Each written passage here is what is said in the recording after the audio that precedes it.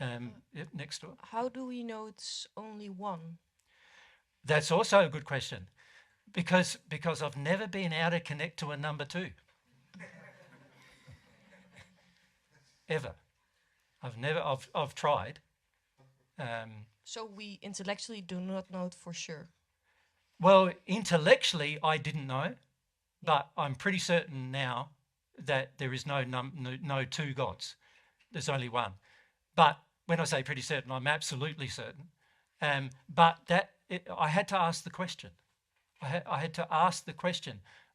If there's a second God out there, I'd like to talk to you too.